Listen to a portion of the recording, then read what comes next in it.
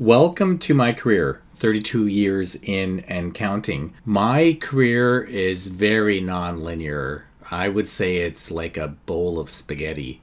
I have a bachelor's and master's in engineering from Carleton University.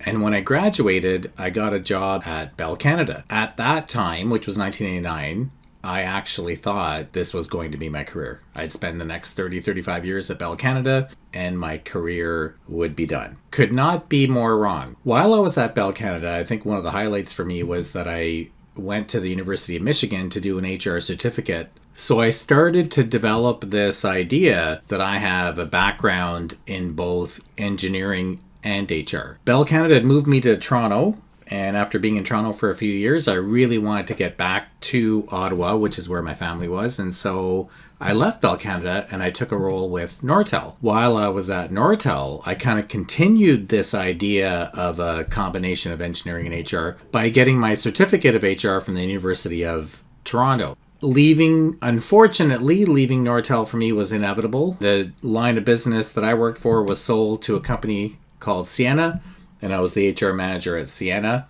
for a relatively short period of time because I knew at this point that I wanted to do more, but I wasn't quite sure what more was. But this is probably the first time where I bumped into this idea of success disaster. I describe success disaster as being really good at a job that you don't really like. Another up-and-coming Canadian company at the time, BlackBerry, hired me as a director of HR operations, and I moved to Kitchener-Waterloo. Now, BlackBerry went through its own rocket takeoff and plummet, and I had to leave BlackBerry. But one of my significant accomplishments that I look back on with pride at BlackBerry is that I had an opportunity to work in the UK for 14 months as the international head of HR. When I came back from the UK, I was trying to decide what I wanted to do next with my career, and I thought I'd try to do some give back to the community while I was figuring out what my next move would be. So I literally walked into Communitech, and I walked in and I introduced myself to a fellow by the name of Jeff Nesbitt, who was working there at the time, and I said I would love to contribute in some way if I could. I have a specialty in working with a survey called StrengthsFinder.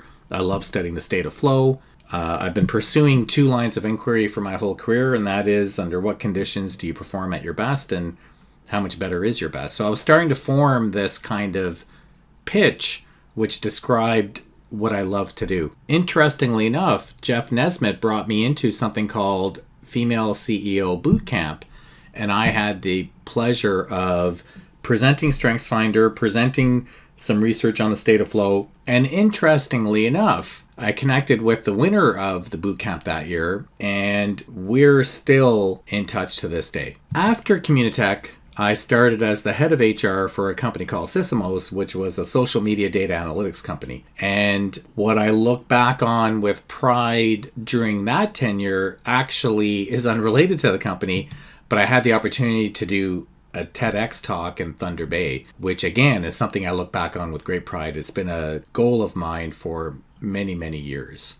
Sysomos was sold to a company called Meltwater, and as part of that sale, my position was eliminated. I knew that for almost a year before it happened, so it was a premeditated elimination of my position. And when I left Sysomos, I started at a company called Flight Network as the head of HR for Flight Network. And now I was starting to become much more familiar with this idea of success disaster. And after 8 months at Flight Network, I really felt the desire to leave corporate Canada and become a full-time consultant if I could afford it. So I left Flight Network. Now, the City of London hired me to do some work related to StrengthsFinder and Flow because somebody I used to work with at BlackBerry was now the director of communications at City of London, and she recommended me, and I ended up doing a presentation for the city manager and his leadership team. I was really starting to enjoy this continued focus on what I like the most, which is that idea of helping people tap into the state of peak performance called flow. A company called CHIMA, which is the Canadian Health Information Management Association, reached out to me and asked if I would be interested in being the retained HR executive for the company at a rate of approximately 5 retained hours per month. And I jumped at the chance because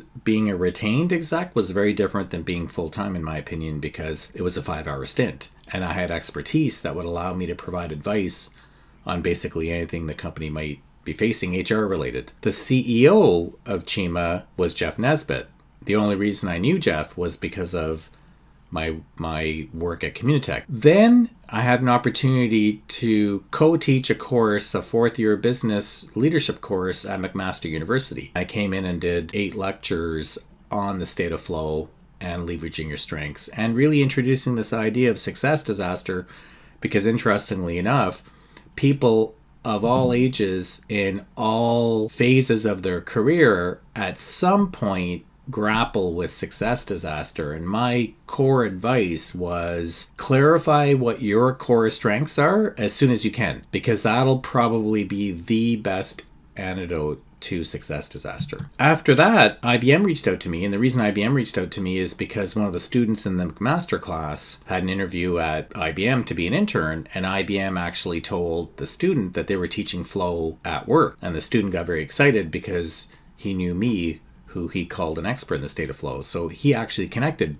IBM and myself. I created a pitch for IBM. They spent a few months evaluating it, and at the end of the day, they walked away and they didn't do any work with me. However, Brock University had a program called Talent Bridge. And Talent Bridge was designed to address this idea of success disaster. And they hired me to be one of the facilitators to teach their students, again, around clarifying what your core strengths are so you can be in flow more frequently. Now, University of Toronto, having heard about the program I did at Brock, hired me to do a very similar evening session based on this idea of designing peak performance. So you can't really plan pre-performance, because planning implies being able to envision the end state. And if there's anything my career is showing, is there's no way I could have envisioned any of this. So I really started talking about designing your way forward as opposed to planning your way forward. Microsoft, this is perfect timing as far as I'm concerned. Microsoft reached out to me expressing the same type of interest that IBM had, but for something called Quest, which is a program for high potential employees at Microsoft based around the world. And fortunately, I had all the pitch material from IBM, so all I needed to do was adjust it slightly, and I was able to present my pitch to Microsoft within 2 days. And they hired me, and I was the strengths-based coach for the Microsoft Quest program. Now, Joseph Brant Hospital advertised for a seat at the board of directors. I've always wanted to be on a board, so I applied instantly, and lo and behold, I had an interview. I thought it was going to be with an HR person, ended up being with the whole board. And I still remember the moment I got the job, at least in the CEO's mind, is I made this comment about using health data to not only track compromised performance and impaired health, but imagine if we had health data around peak performance, and we could get much more specific around how you could create conditions for peak performance. And he lit up when I said that. And the only reason I could say that is because of the work I'd been doing with Chima, so I had a general understanding of health and information, and my own interest in the state of flow and peak performance. Then Juno called and asked if I would do the designing peak performance session. And the only reason Juno called is because there was a person there by the name of Maddie Fuller who knew me because she was the person who ran Talent Bridge at Brock. So when she moved to Juno, she referred to me to get my help on a workshop that she was already familiar with because I'd done it at Brock. So I had the opportunity to do it at Juno. And actually, it was during that presentation that I kind of came up with this presentation I'm doing right now around what my career looks like, how nonlinear it is, and how you should focus on designing your way forward as opposed to try to plan your career. Then I created my logo, and I absolutely love my logo. Then MapleSoft called and asked for a session again around designing peak performance. And the reason MapleSoft called is because I had done a session for a company called Artemis, a free session around talents, and one of the participants was the HR director at MapleSoft, so I got hired at MapleSoft to do the same session. Then a company called Bosch called. Now the reason Bosch called, because I don't know anyone at Bosch, is because Maddie Fuller from Juno knows people at Bosch, and Bosch reached out to her and said, who can we hire around giving a presentation around boosting your culture for peak performance? And she immediately mentioned my name. Then Microsoft came back to me and hired me to do additional coaching sessions for an additional 18 people over and above the Quest participants, only because the comments from the Quest participants were so favorable, so Microsoft hired me again. Then a company called OSL reached out to me. Two reasons. The head of HR there is interested in some of my LinkedIn posts, and also I knew her because she was a consultant brought in to help us on payroll at Flight Network. So now I hope you see why I view my career as a bowl of spaghetti. And I found with each move, I started becoming clearer on what I needed to do to avoid success disaster.